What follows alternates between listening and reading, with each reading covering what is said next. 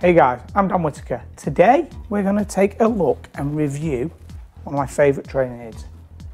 Into drawer, hundreds of the things in here. This one, the ZWINGYDE. Okay, I'm sure lots of you have seen these before.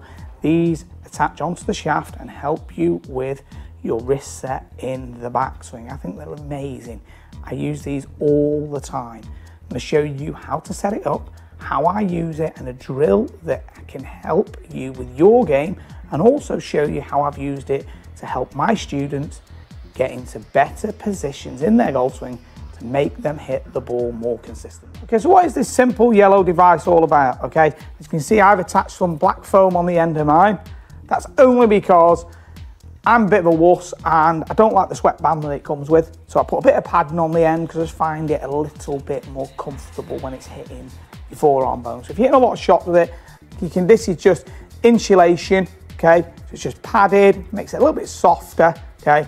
As you can see, mine's fairly well worn, okay?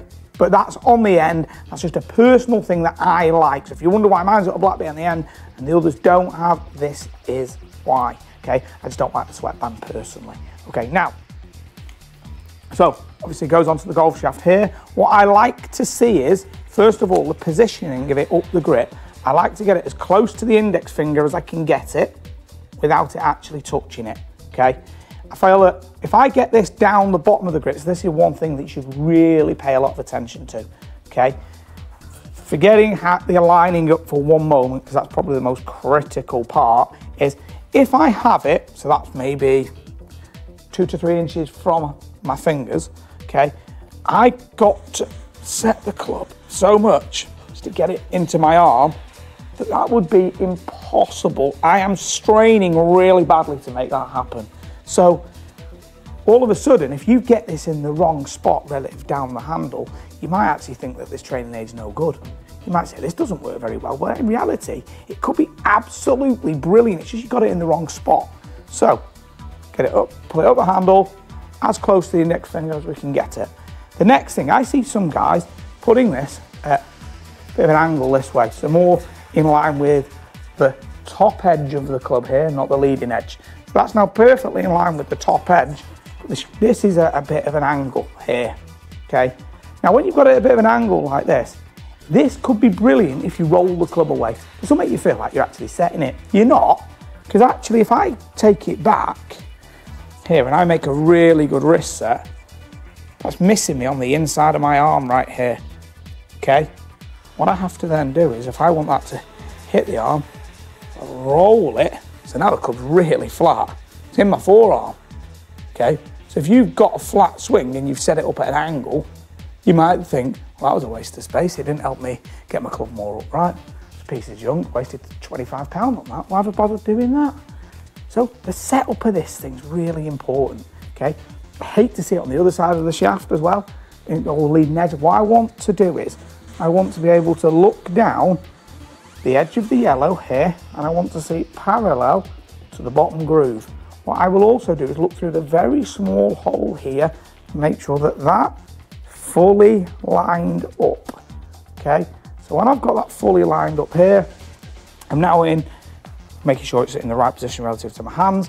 Now feels like a good spot to whack this little wing nut on, okay? It's really easy to set up. It only takes moments, but you've got to be really careful in the setup. Also, pre-warning, the amount of times I've had this too close to someone's hand and then ended up getting cut, my fault. It's because they've snagged the fingers on those edges that are a bit sharp. So get it as close as you can, but don't have it touching, because you're going to say, that idiot Dan Whitaker who told me to put that in the right spot on the internet made me have this big cut on my hand and now I can't practice.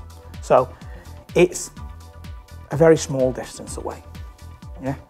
So now we can see here, this is nicely set up on the golf shaft. So now if I set the golf club properly, take it back in the one piece here, and I cock the left wrist up, the club goes straight through the forearm. So as I get that club working up on plane, now it's perfect, okay? It's going to point back down towards an extension of the ball, or the baseline, okay, which is actually just inside the ball to target line. But I can actually take this back, get that club setting properly, and see that it is working up through my forearm. It's not going flat and under, and if I go too steep up here, it's actually hitting the outside of my arm. Okay, so this is going to miss me. Okay, this way will miss me, and here is perfect. So if you really struggle with taking the club under plane, this will really help you. Okay, if you want to be able to learn to set the club a little earlier, if like me, I set the club a little late in the backswing, okay?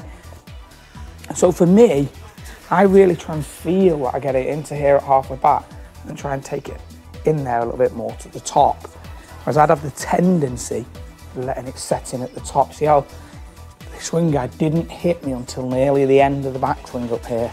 It did hit me, which at least it did that, but I'd like it to hit a little earlier. A great drill that I do with a lot of people to really help is I get them into this halfway back position right here. I get them to pause, make sure it's set, then turn to the top and hit. In fact, while we've got a moment, actually, let's see what this even remotely looks like. So we'd go from here to this little set position. I just checked in the mirror, left arm's close to parallel to the feet, then we just go to the top and hit. So that's going to guarantee that I'm getting the club working more up and down in front of me. Now, on the screen in front of me here, I've got a guy who was over me, a pro over me yesterday. Here we can see start of the lesson, a little bit flat with the shaft, and behind, end of the lesson, much more upright, swing guide in place right there. The swing guide is allowing him to get the club a lot more upright. Obviously we're getting that arm a little bit more off the chest in this direction, supposed to be more across. This is fantastic. So what you're going to see is we've got a few more students just coming onto the screen. You're going to see with them the improvements and the photos and the videos of that swing guide setting in place. Now, I think this is without doubt one of the best training aids out there. I absolutely love this thing. Okay, put a bit of foam on the end if you want, if you're a wuss like me. I think it's got so many great uses. I use this nearly every single day. Okay, I've had people say they bought it, got rid of it, didn't know what to do with it. Loads of people have done that. I firmly recommend getting one. I think this is probably in most tour players' bags. Zach Johnson warms up with one every day. If you struggle for wrist set, which lots of people do, take the club under plane. This is brilliant. Okay, you can use it in these reference points right here, where you are, getting that club working up. You can see, you can feel it. The tangible bit is that this is it in the forearm, and I know it's in the right spot. So from that alone, I really like it because it tells me, am I right or am I wrong? I love that in a training aid. I hate the grey area in the training aid. You say, I'm not sure whether this is correct or not. So these are brilliant. Get yourself one. Got loads more reviews coming on training aids. I hope you're going to enjoy them. I hope you've enjoyed this one. If you'd like some particular ones or for me to cover any bits, please let me know. Comment below, drop me an email. Got all my social media links below. If you want to follow me on those, that'd be fantastic. Subscribe to the channel and contact me through my website. Thanks for watching and speak with you again soon.